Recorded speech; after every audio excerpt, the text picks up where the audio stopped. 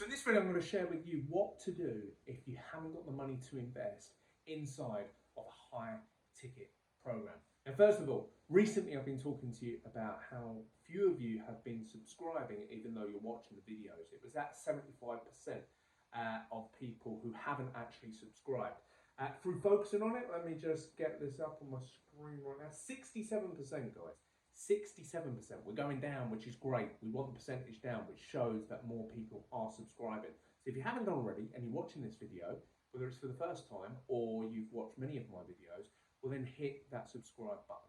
Please, that'd be awesome. Now, what to do if you haven't got the money to invest inside of a high ticket program? Well, number one, do not let your desperation, because you will feel a certain level of desperation. You're in this certain position where you haven't generated the level of cash maybe online, maybe you've invested into other things, or you're coming from the offline world into the online to generate cash online, but you haven't got the money to invest, right? Well, there's probably a certain level of desperation there, right? Potentially.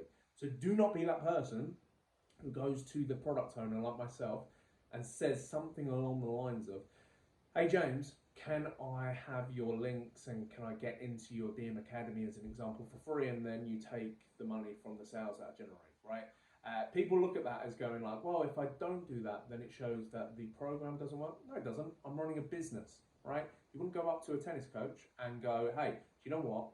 If you haven't got the money to invest into tennis lessons right now, but why don't you train me until I win a match, and then I'll pay you back from that point. Like, you wouldn't do that, right? Same thing in terms of running a business online.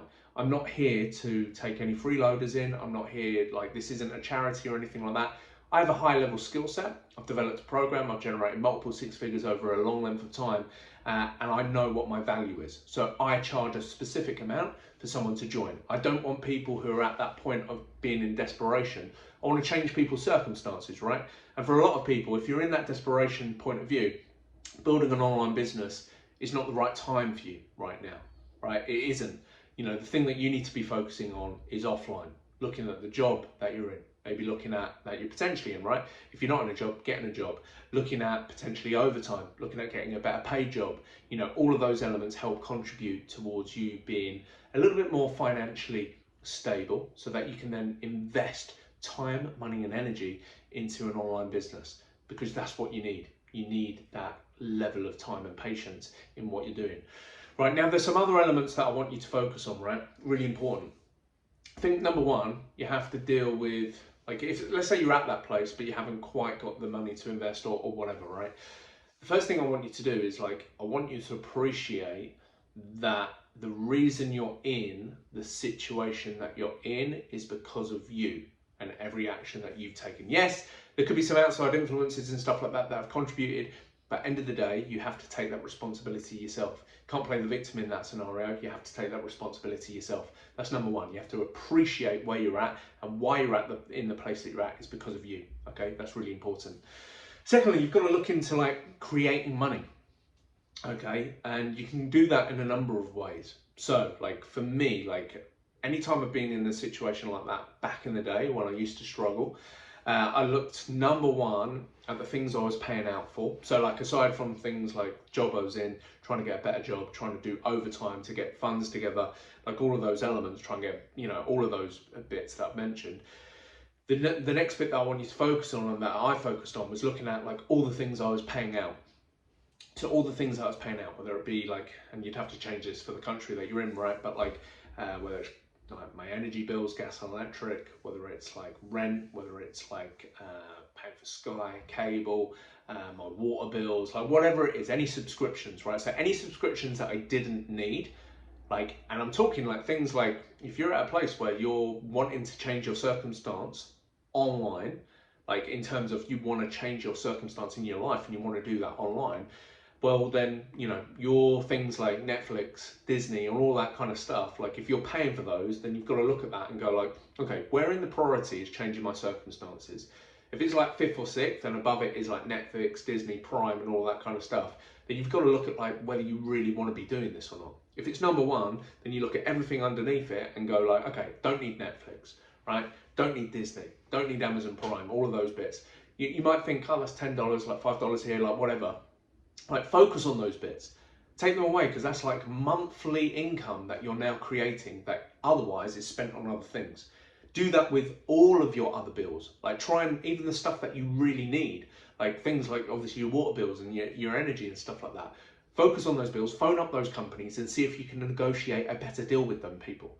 Now, I was saving myself, when I looked at that stuff, like sometimes like £300-400 a month. You know, is that enough to then get onto like a payment plan potentially with a program owner? Yes, it is. It certainly is inside of the DIM Academy. You know, but you create that money for like without actually having to create money. You're saving money, and because of that, you're creating extra money expendable into what you're doing online. Other elements of things that you can do, right? Speak to friends and family.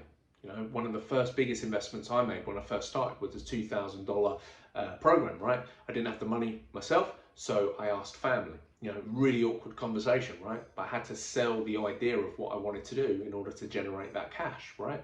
So yeah, you have to do it too, right? If you haven't got the funds, you have to appreciate that where you're at is where you're at because of yourself, and you need to be able to have the awkward conversation with friends or family, whatever it is, right? Really important. You can look at credit cards, you can look at loans, you know, you can look at selling stuff on eBay to generate the cash. Whatever you've got to do, you've got to do it. If you believe in what you're going to be investing in and you back yourself that you're going to put in the work, don't take the easy route out, which doesn't actually end well, which is like, hey, can I just get in for free and then I pay you off of the sales? No. Any product owner who cares enough about the people he brings in, who cares, or her, about the people they bring in, who cares about their time, who cares about the investment that they're putting into someone, will not let anyone just join for free. Because their situation, it might be like, look, I really want to help you, but the situation often is down to them, and there's things that that person can be doing, so they should be doing it. All of the bits that I've mentioned previous to this are all the things that someone should be doing, right?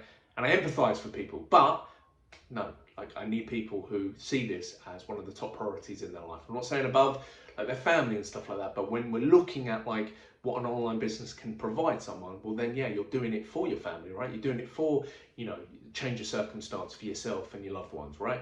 So you've got to put it and be serious about it.